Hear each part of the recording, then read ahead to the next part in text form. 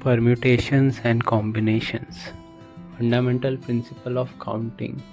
So if an event can occur in m ways, and after that another event can occur in n ways, the total number of occurrences in the given order is m multiplied by n. This is the multiplication principle.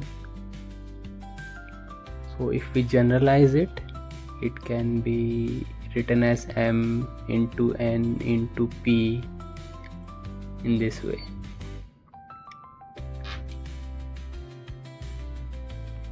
Now let's move on to permutations. So the definition, a permutation is an arrangement of a number of objects in a definite order, taken some or all at a time.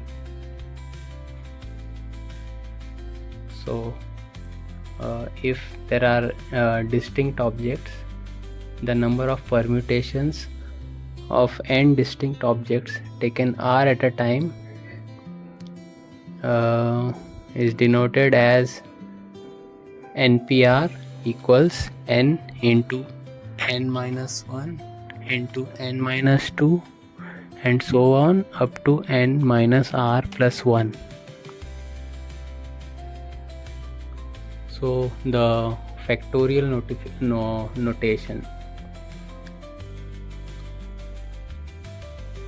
It's the product of n natural numbers and denoted by n factorial equals 1 multiplied by 2 multiplied by 3 and so on up to n. So in the NPR formula, the r is between 0 and n, where n is also included. So this factorial notation is used in this topic, permutation and combinations. So next, like if we want to derive this NPR formula, the permutation formula, which we use in the problems, so we have to multiply the numerator and the denominator by n minus r factorial. So we can see that the n factorial is complete in the numerator,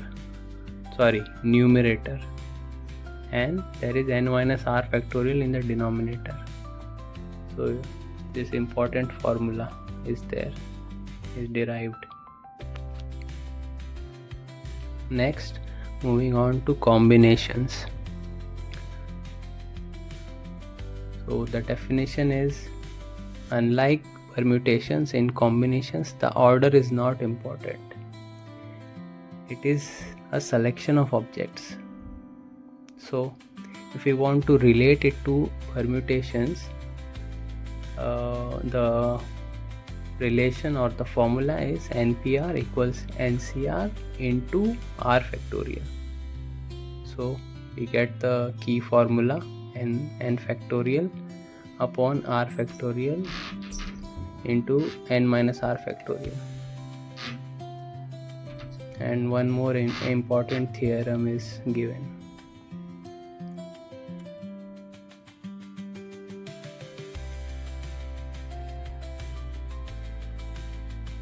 Next, moving on to some examples of permutations and combinations. The first example is of permutations.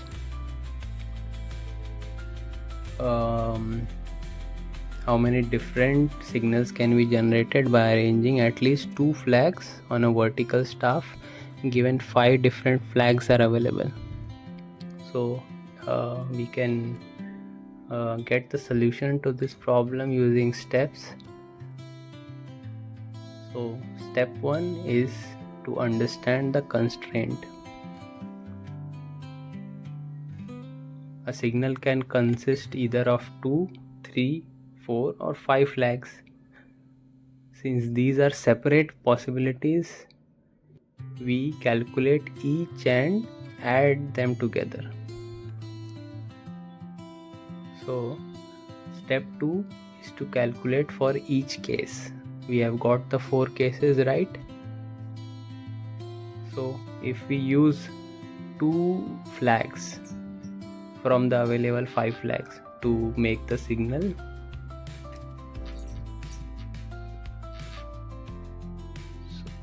the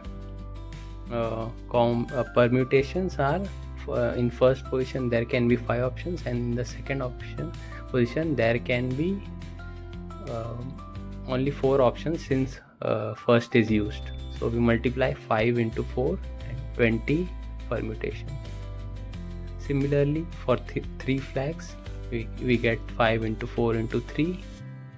For 4 flags 5 into 4 into 3 into 2, and for 5 flags we have till 5 till 1. Then to get the final answer we sum these results and the total signals is 320.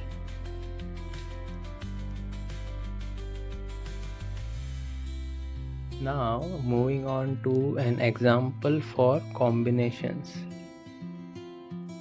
So the problem is of committee selection. There are total 4 girls and 7 boys. So we need to find the number of ways we can make a team of 5 members, and the constraint is that we must have at least 3 girls. So for the solution, step by step we can go. So the step 1 is we need to identify what are the valid team compositions.